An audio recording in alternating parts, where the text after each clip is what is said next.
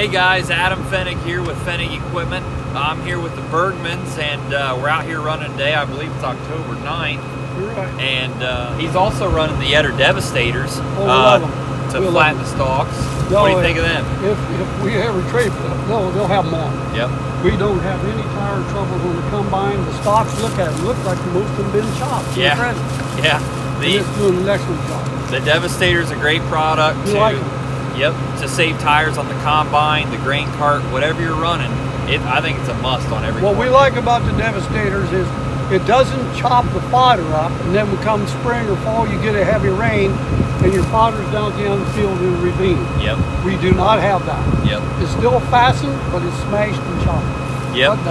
The Devastator is designed to flatten and crimp without pulling the stalk away from the root ball. It's still going to be attached to the root ball. We're not going to be chopping and having all that fodder blow around. So. Okay.